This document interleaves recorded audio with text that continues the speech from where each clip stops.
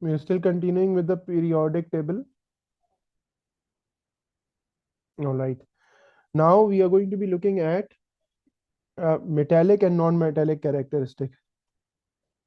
Metallic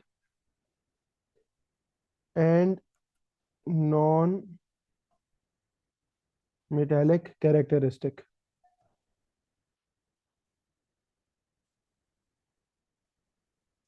All right. When we talk about metallic and non-metallic characteristic, we say basically metals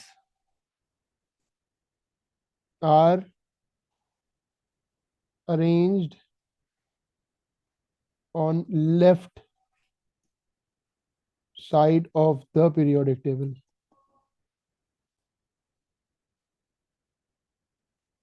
right? Starting from group 1, from group 1 up till group 2, sorry, up till group 3. Starting from group 1 up till group 3, most of them are metals, right?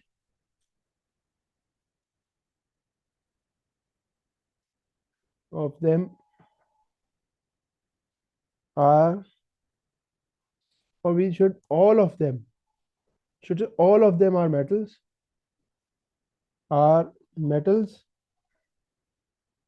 except boron, which is in the third group, but it is not a, it is a non-metal. So in the third group, it's a non-metal, all right? If you look, generally, if you look at the periodic table, you are going to find something like this. Group 1 and 2, 3, 4, 3, 4,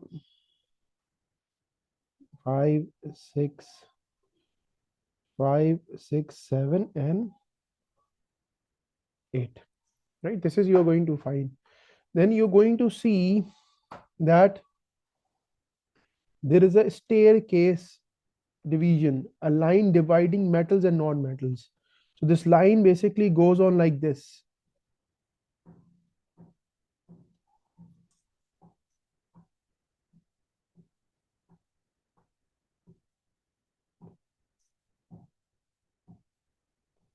Basically, it goes on like this. Sorry, on the seventh one,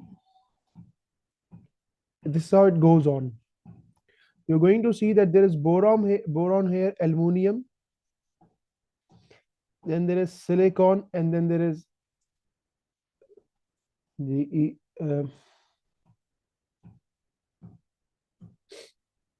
and there is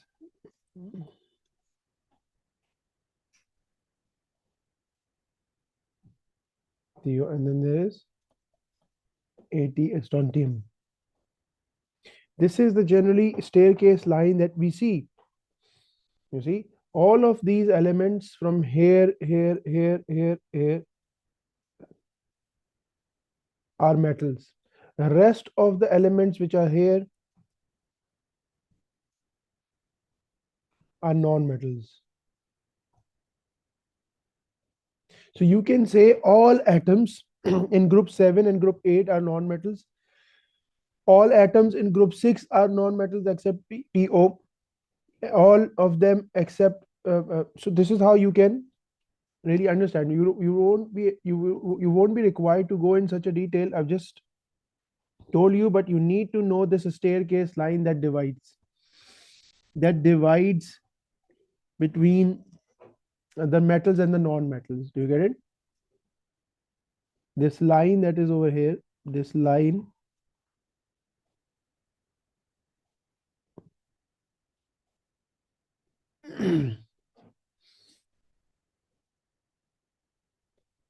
this is the staircase line dividing between metals and non-metals. Staircase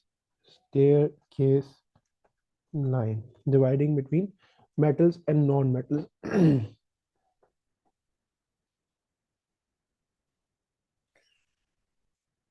Metals which are around the staircase line, like aluminum, silicon,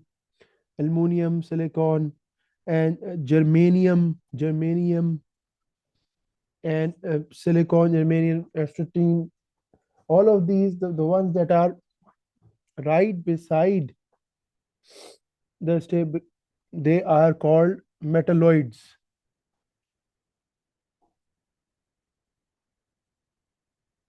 All right. the, the Yes. the ones that are right beside all of these that we have written are called metalloids. Metalloids, they have metallic and non-metallic properties. They are called metalloids because they have metallic and non-metallic. They have metallic and non-metallic properties.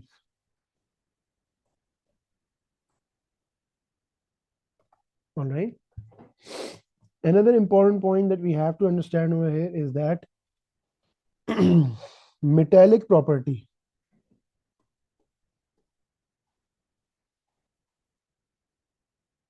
decreases from left to right. All right. As you're moving from left to right, left to right, metallic property decreases, which means across the period, and non-metallic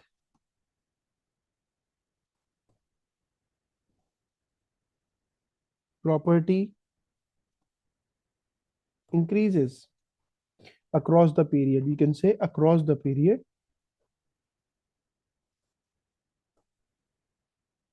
which is what? Across the period is what? From left to right,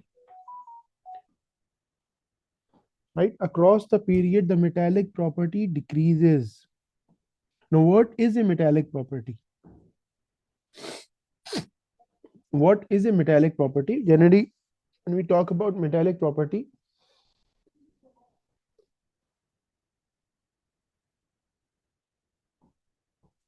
the, th- the rule of thumb is that they are good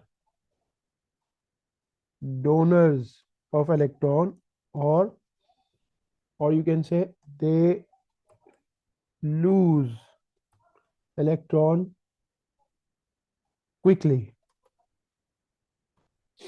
All right.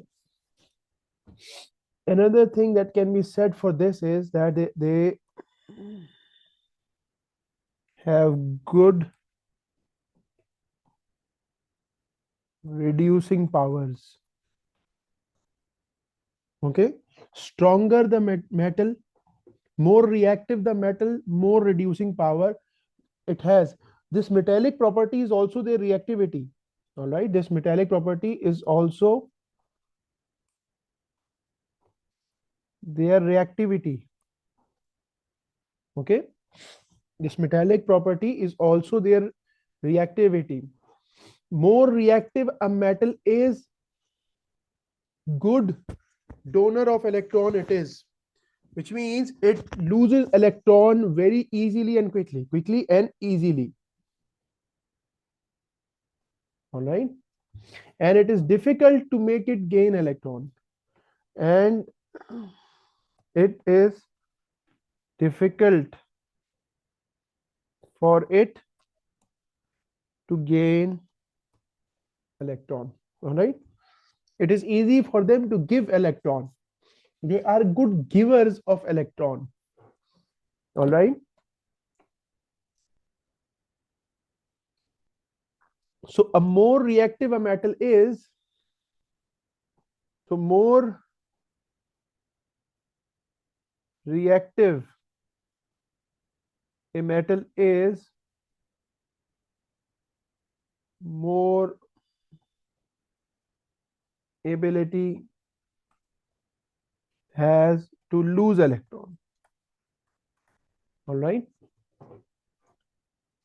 A more reactive metal will lose electron more quickly than a non less reactive metal. All right. Is this clear? This is the metallic property. Yes. So what is going on across the period? Across the period, elements tend to lose ability to give electron and become good acceptors of electron. You understand? Across the period, elements tend to lose their ability to give electron. They lose their ability to give electron very quickly. So they become less reactive, but on the other hand, they are becoming better non-metals. Eileen, are you following? Yes. Are you guys writing this down? Or Sir, and became good के बाद क्या है? and become good acceptors of electron, acceptors of electron. And this is a non-metal, non-metallic ability or character. We'll write about it. So when we talk about non-metals, what is a non-metallic character?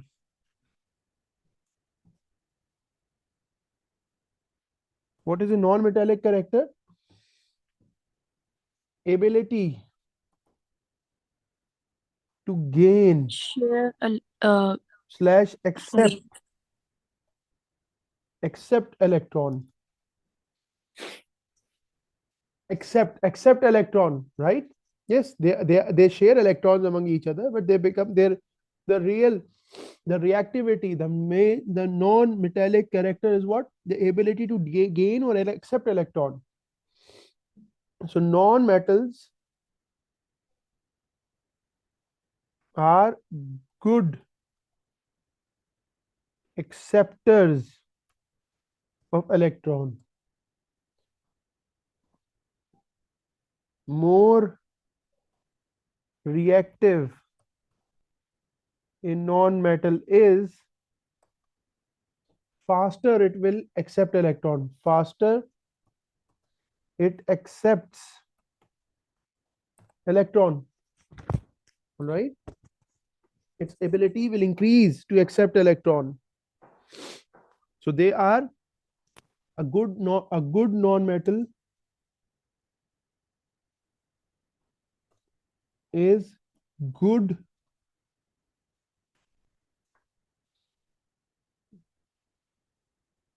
good oxidizing agent, right? It's a good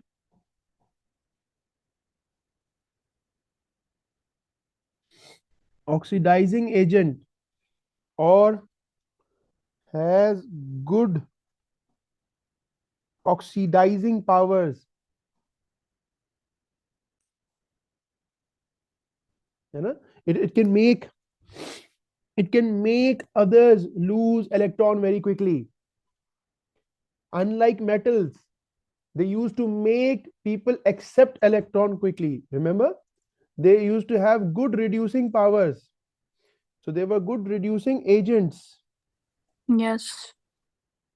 Non-metals, they have good oxidizing powers. They are good oxidizing agents. They make other lose electron very quickly. This is what oxidation is, right? Right? Loss of electron.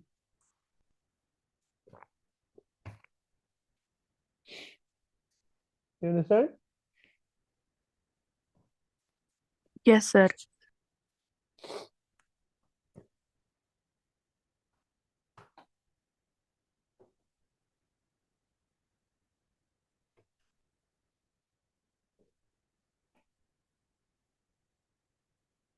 Generally, the eighth one is a little bit like this. So, we'll talk about it, inshallah. Are you guys writing this down?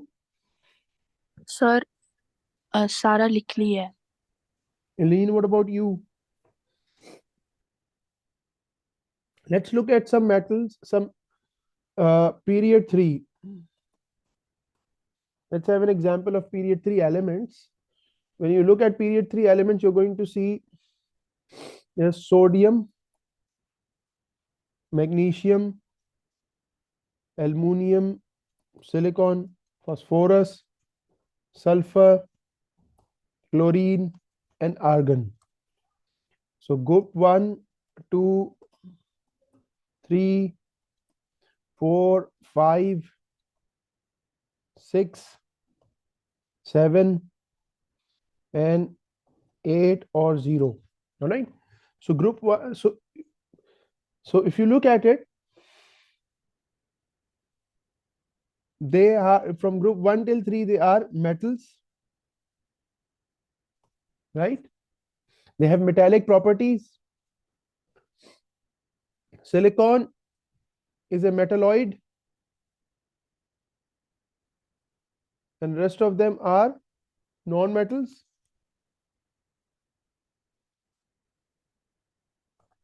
Right? And we know that non-metals, they make their oxides are acidic. Non-metals, they have oxides that are acidic, right? And their oxides are, the oxides of group 1 and 2 metals are basic. Even 3, it is only aluminum that is amphoteric. Remember? We studied aluminum, zinc were amphoteric. That acts as a base, acts as a acid as well. When it reacts with an acid, it acts as base. When it reacts with base, it acts as an acid. All of them will have,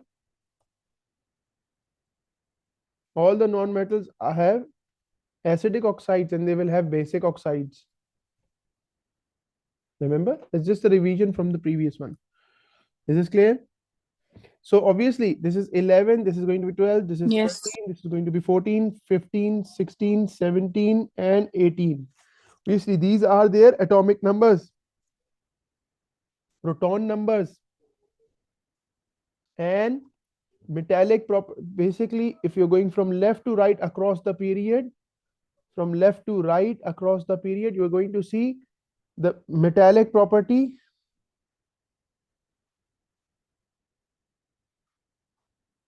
decreases and non-metallic property increases. We're going to be doing the trends. That's a separate, we'll do the trends, inshallah.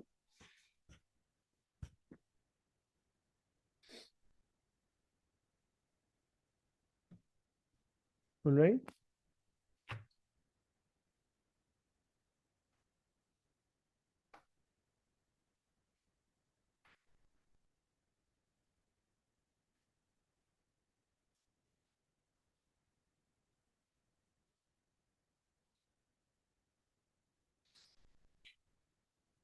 Is this clear? Yes, sir.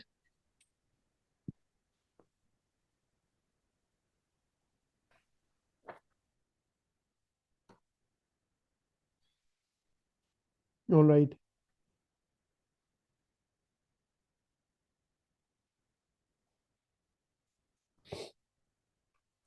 All right. The next important thing is the trends. Trends is a very, very important. Trends is a very important topic generally. Trends. Trends of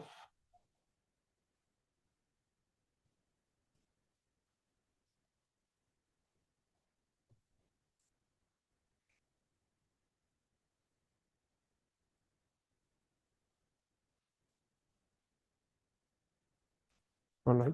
We'll start with trends in the period, trends in period, trends in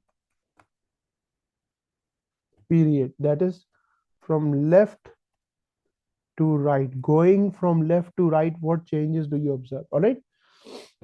Number one, we know. Number one, we already know that the period number indicates the number of shells, right?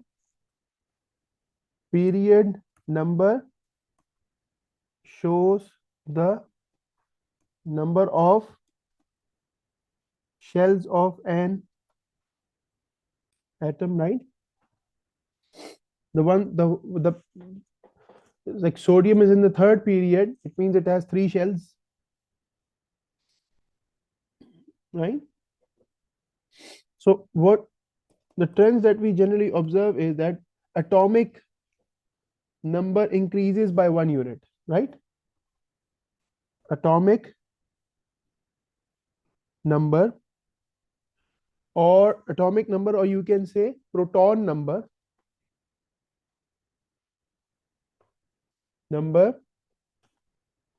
increases by 1 unit. 1 unit, what do we mean by that? Like sodium, magnesium, aluminum are in third group and so on and so forth. But if you look at their atomic number, they are increasing by 1 unit. 11, 12, 13, and then silicon is going to be there, as we have already seen, it's 14. Then phosphorus is there, 15, like that, right? Yes. And when you say atomic number or proton number is increasing, what does this mean? It also means that one one electron is increasing, right? One electron is also is increasing. Yes. One electron is increasing in the outermost shell, right?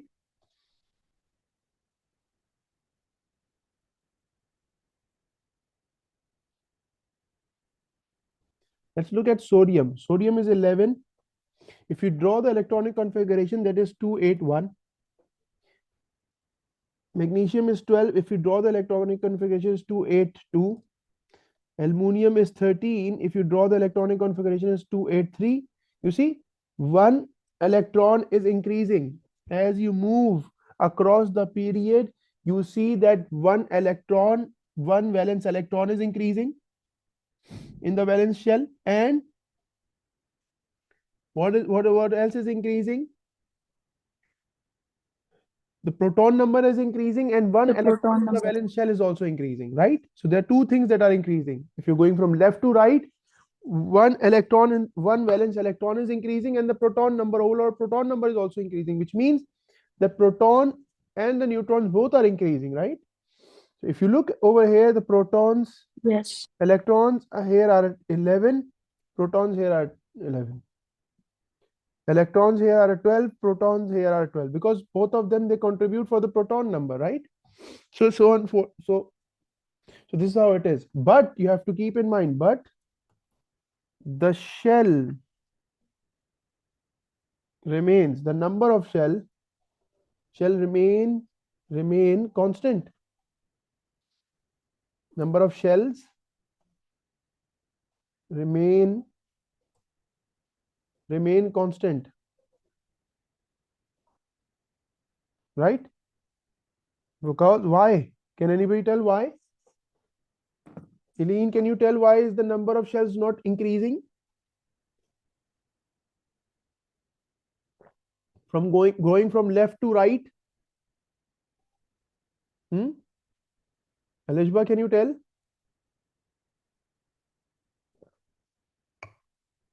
Why is the number of shells not increasing?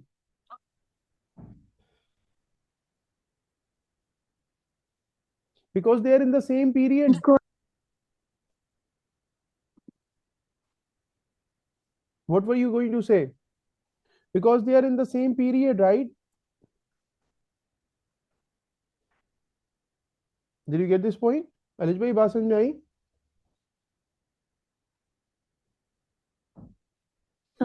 No, sir. The question is, why is the number of shells not increasing? When you're moving from across a period, if you're talking about if you're talking about any period, let's say 2, 3, or 4, if you go across the period, in a periodic table for any one period, across any one period, you see that the number of shells do not increase across the period, right? And the reason because the number of period is not changing. You understand this point or no? Still not? Hmm? No, sir. अब समझ आ गई.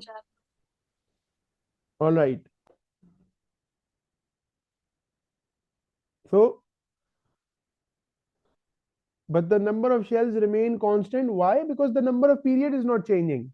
We are talking about elements of the same period. We are talking about a trend in a same period, in a single period. You can take any period, fourth, fifth, third, second, first, seventh, whatever period you take. If you go from left to right in any period, if you move from left to right, you see these changes. What is the change that you see? You see that the atomic number increases by 1, which means that the number of electrons in the valence shell and the protons are increasing as you gradually move from left to right, as we already seen for magnesium, sodium, magnesium, and aluminum, right? The second point that we have to keep in mind over here is the atomic size. Atomic size decreases. Atomic size decreases from left to right.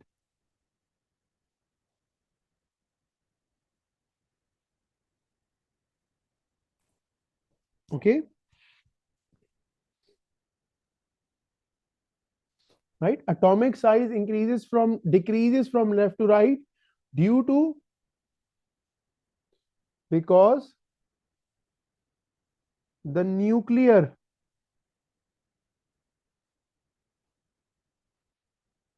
attraction increases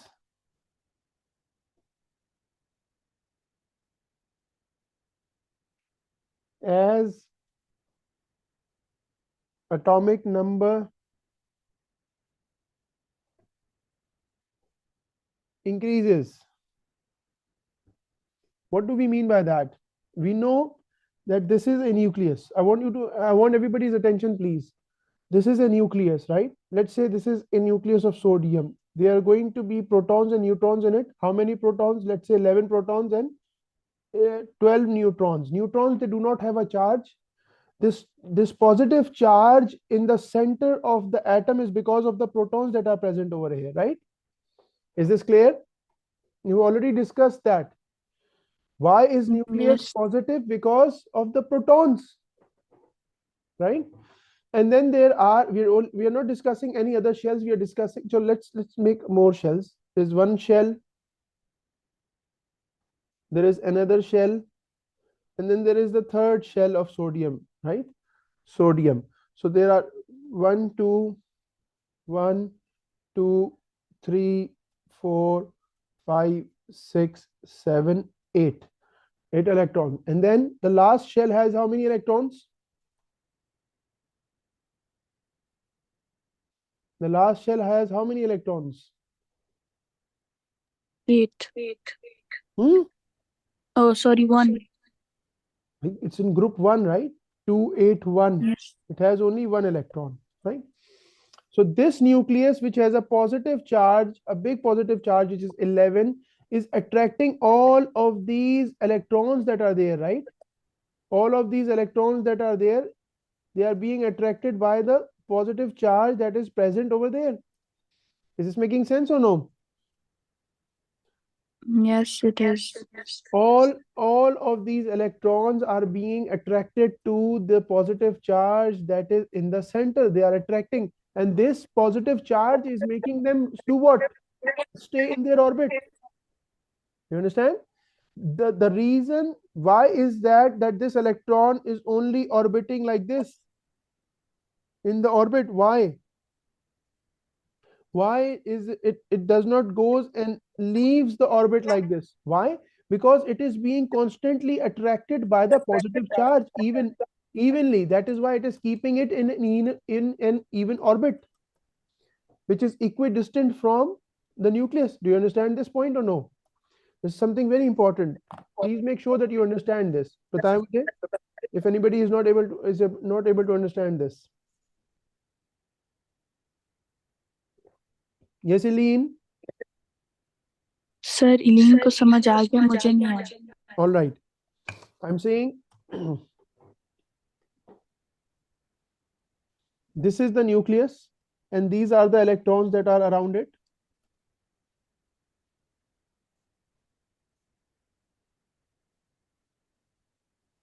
Right? The nucleus is constantly, this is the nucleus, this has a positive charge. All of these electrons, they have a negative charge. 1, 2, 3, 4, 5, 6, 7, 8, 9, 10. So there are 10 protons and 10 electrons. You get it? So all of these 10 protons are actually they have enough attractive force to attract all of these 10 electrons. 10 protons and 10 electrons. Do you understand this? Yes. All the protons are centered in the nucleus. That is why they have an attractive force to all of these electrons. There is an electric force.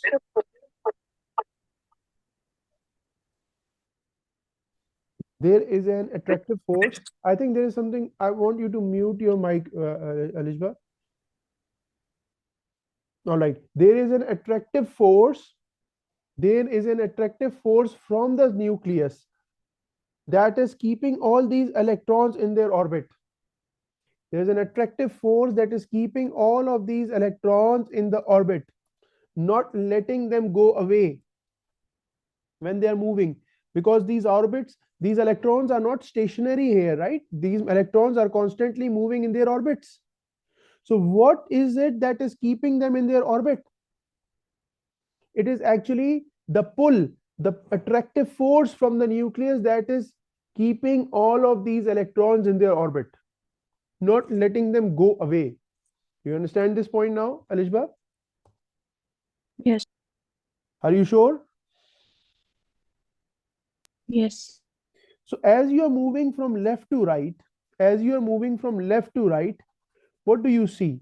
As you are moving from left to right, the number of protons and electrons is increasing. Across the period, what is going on? From left to right, what is going on? Number of protons or electrons is increasing, right?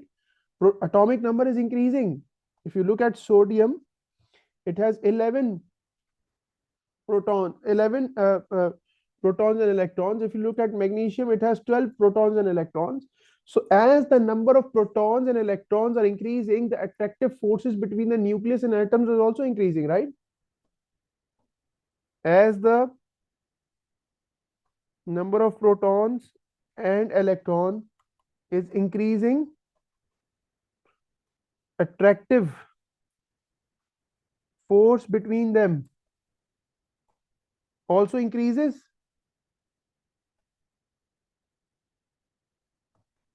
Do you understand this or no? More protons and electrons, more attractive force between the Yes. protons and electrons. But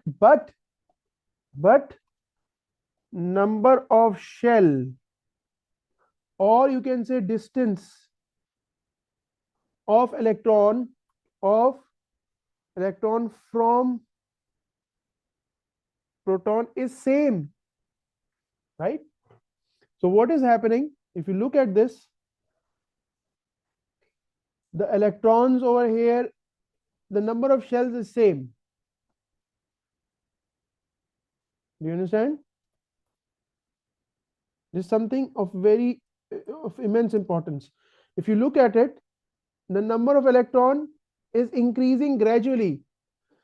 The number of proton and electron is increasing. So what is going on? The attractive force is increasing, but the distance from the nucleus of these electrons is still same. So what happens as the attractive force increases, the nucleus pulls the electron closer towards it. You understand? So it reduces a bit in the size every single time the proton and electron Yes. are increasing. But the number of shells is constant. If the number of shells would have increased, the distance would have got bigger, right? If we draw another shell, the distance, the atom is going to become bigger. But the atom is not basically becoming bigger because the number of shells is same, but the power of nucleus due to increase in the proton number is increasing, and that is attracting the electrons closer